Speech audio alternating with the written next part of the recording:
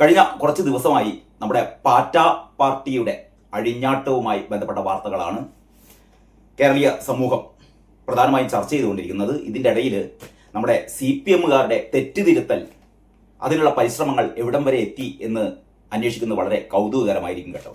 CPMമാരിപ്പം കേരളത്തിൽ പരിപാടിയൊക്കെ നിർത്തിയിട്ട് നമ്മുടെ ജന്തർ മന്ദിറിൽ പാറ്റകൾക്ക് കഞ്ഞി വെച്ച് കൊടുക്കുകയാണ്. അതാണ് CPMന്റെ പുതിയ ഇന്ത്യയിലെ വിപ്ലവ പരിപാടി എന്ന് പറഞ്ഞാൽ CJP എന്ന് പറയുന്ന കോക്രോച്ച് ജനതാ പാർട്ടി എന്ന് പറയുന്ന പാറ്റ പാർട്ടിക്ക് കഞ്ഞിവെക്കലാണ് ഇപ്പോൾ CPMകാരുടെ പണി. കാരണം CPMകാർക്ക് ഒറ്റക്ക് ഇത്തരത്തിലുള്ള പ്രക്ഷോഭ പരിപാടികളൊന്നും നയിക്കാൻ ആളുകളില്ല.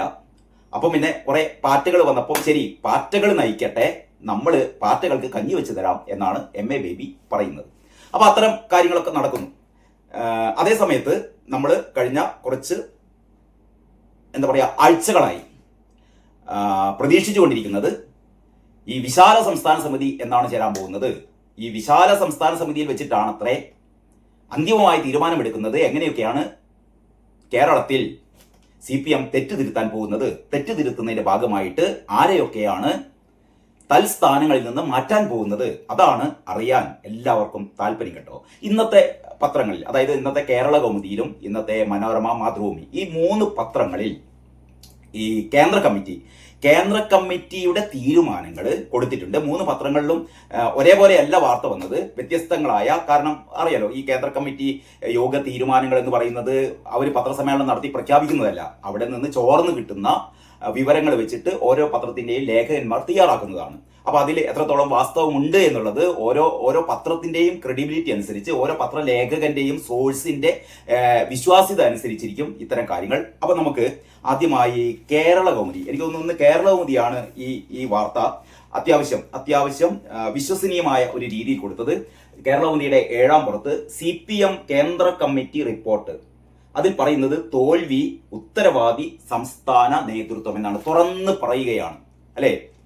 കേന്ദ്ര കമ്മിറ്റിയുടെ റിപ്പോർട്ടിൽ പറയുന്നു, കേരളത്തിൽ പാർട്ടി പരാജയപ്പെടാനുള്ള പ്രധാന ഉത്തരവാദി ആരാണ്? സംസ്ഥാന നേതൃത്വമാണ്. സംസ്ഥാന നേതൃത്വം ഇതുവരെ പറഞ്ഞിരുന്നത് ജില്ലാ നേതൃത്വത്തിന് പിഴവ് പറ്റിയെന്നാണ്. ജില്ലാ നേതൃത്വങ്ങൾക്ക്, പ്രത്യേകിച്ചും നമ്മുടെ കണ്ണൂരിലെ തളിപ്പറമ്പിലും പയ്യന്നൂരിലുമൊക്കെ പാർട്ടി ഇത്ര ഭീകരമായി പരാജയപ്പെടാനുള്ള കാരണം എന്ന് പറഞ്ഞാൽ അവിടുത്തെ ജില്ലാ നേതൃത്വത്തിന് പിഴവ് പറ്റി, സ്ഥാനാർത്ഥി നിർണയത്തിലൊക്കെ പിഴവ് പറ്റി എന്ന രീതിയിലായിരുന്നു അവര് റിപ്പോർട്ട് തയ്യാറാക്കിയത്. അതേസമയം കേന്ദ്ര കമ്മിറ്റി പറയുന്നു, അല്ല, വെറുതെ ഇത് ജില്ലാ കമ്മിറ്റികളുടെ തലയിലിടണ്ട. സ്ഥാനാർത്ഥി നിർണയത്തിൽ ഉണ്ടായ പാളിച്ചകൾ ഉൾപ്പെടെ ആരുടെ തകരാറാണ്? സംസ്ഥാന നേതൃത്വത്തിന്റെ തകരാറാണ്. ആരാണ് സംസ്ഥാന നേതൃത്വം? സംസ്ഥാന നേതൃത്വം എന്ന് പറയുന്നത് കാരണഭൂതത്തിന്റെ പെട്ടി തൂക്കി ആരുമാണ്? അപ്പം ഗോവിന്ദനുമാണ്. അപ്പൊ ഈ 2 പേരിലേക്കാണ് ഈ ആരോപണത്തിന്റെ കുന്തപുന ആരുയർത്തുന്നത്? കേന്ദ്ര കമ്മിറ്റി ഉയർത്തുന്നത്. അപ്പൊ ഇവരുടെ റിപ്പോർട്ട്, നിയമസഭാ തിരഞ്ഞെടുപ്പിലെ കനത്ത തോൽവിയുടെ ഉത്തരവാദിത്തം സംസ്ഥാന നേതൃത്വം ഏറ്റെടുക്കണമെന്ന് CPM കേന്ദ്ര കമ്മിറ്റി. വീഴ്ചകൾ പരിഹരിക്കുന്നതിൽ സംസ്ഥാന നേതൃത്വം പരാജയപ്പെട്ടതായും അവലോകന റിപ്പോർട്ടിൽ ആരോപിക്കുന്നു. സ്ഥാനാർത്ഥി നിർണയത്തിൽ ജില്ലാ കമ്മിറ്റികൾക്ക് പാളിച്ച പറ്റിയെന്നാണ് സംസ്ഥാന കമ്മിറ്റി അംഗീകരിച്ച റിപ്പോർട്ടിൽ പറഞ്ഞിരുന്നത്. ജില്ലാ കമ്മിറ്റികളെ പഴിചാരി രക്ഷപ്പെടാനാവില്ല. വീഴ്ചകളുടെ ഉത്തരവാദിത്വം സംസ്ഥാന നേതൃത്വത്തിനാണ്. തളിപ്പറമ്പിലും പയ്യന്നൂരിലും സ്ഥാനാർത്ഥി നിർണയം പാളിയത് ജില്ലാ കമ്മിറ്റിക്ക് പറ്റിയ വീഴ്ചയാണ് എന്ന് പറഞ്ഞ് ഒഴിയാനാവില്ല. ബന്ധുക്കൾക്ക് സീറ്റ് നൽകുന്നുവെന്ന ആക്ഷേപം പാർട്ടിയിൽ നിന്ന് ഉയർന്നത് തിരിച്ചടിയായി. ശബരിമല സ്വർണ്ണത്തട്ടിപ്പ് കേസിൽ പത്തനംതിട്ട ജില്ലാ കമ്മിറ്റി അംഗം A പത്മകുമാറിനെ എതിരെ നടപടിയെടുക്കാൻ കേന്ദ്ര നേതൃത്വം നിർദ്ദേശിച്ചിട്ടും സംസ്ഥാന നേതൃത്വം അനുസരിച്ചില്ല.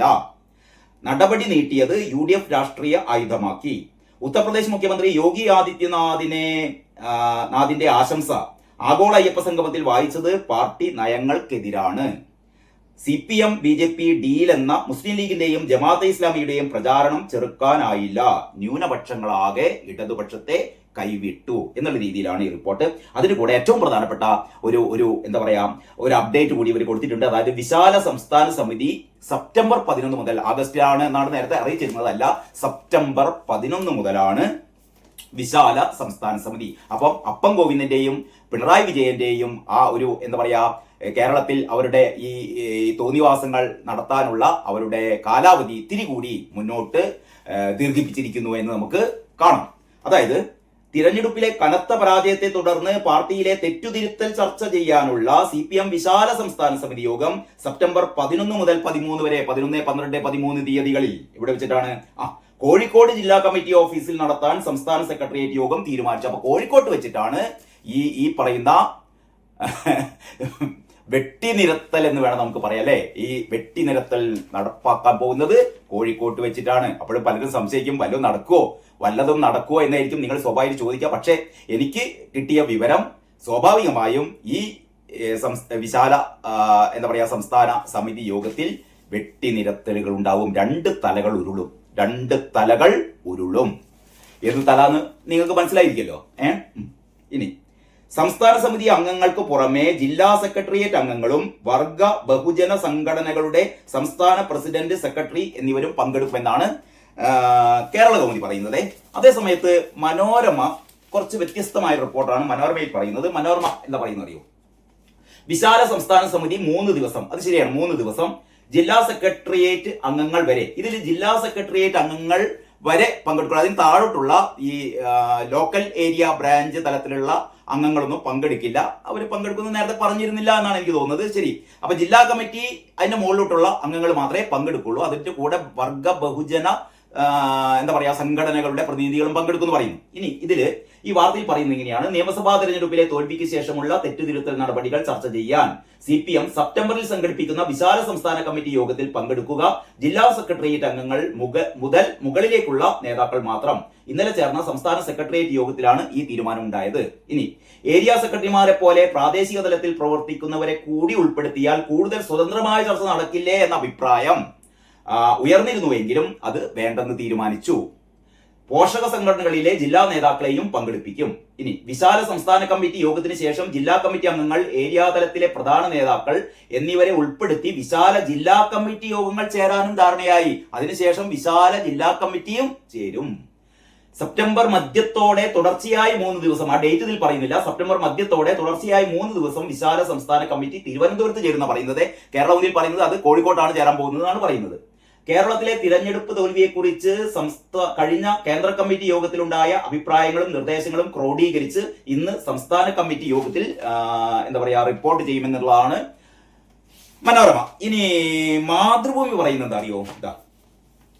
യോഗിയുടെ സന്ദേശം വായിച്ചത് ദോഷമുണ്ടാക്കി, അങ്ങനെയാണ് തലക്കെട്ട്. യോഗിയുടെ സന്ദേശം വായിച്ചത് ദോഷമുണ്ടാക്കി. CPMന്റെ കേന്ദ്ര കമ്മിറ്റി യോഗം അംഗീകരിച്ച അവലോകന രേഖയിൽ ശബരിമലയിലെ ആഗോള അയ്യപ്പ സംഗമവും സ്വർണ്ണക്കൊള്ളയും വിമർശന വിഷയങ്ങളായി. ആഗോള അയ്യപ്പ സംഗമത്തിൽ പ്രഖ്യാപിത ഹിന്ദുത്വവാദിയായ UP മുഖ്യമന്ത്രി യോഗി ആദിത്യനാഥിന്റെ സന്ദേശം സംസ്ഥാന സെക്രട്ടേറിയറ്റ് അംഗമായ മന്ത്രി വായിച്ചത് പാർട്ടിയുടെ മതേതര മുഖച്ഛായക്ക് മങ്ങലേൽപ്പിക്കുകയും തിരഞ്ഞെടുപ്പ് പ്രചാരണത്തിൽ ദോഷമുണ്ടാക്കുകയും ചെയ്തു. ഹിന്ദുത്വ വർഗീയ ശക്തികളോട് പാർട്ടിക്ക് മൃദു സമീപനമാണ് എന്ന പ്രതീതി ഉണർത്തി. വെള്ളാപ്പള്ളി നടേശന്റെ മുസ്ലിം വിരുദ്ധ പരാമർശങ്ങൾക്കെതിരായ പ്രതികരണം ശക്തമായിരുന്നില്ല. ചില പാർട്ടി നേതാക്കളുടെ പ്രസ്താവനകളും വിവാദം വഷളാക്കി. പാർട്ടി വർഗീയതയോട് വിട്ടുവീഴ്ച ചെയ്യുന്നു എന്ന തോന്നലുണ്ടാക്കി.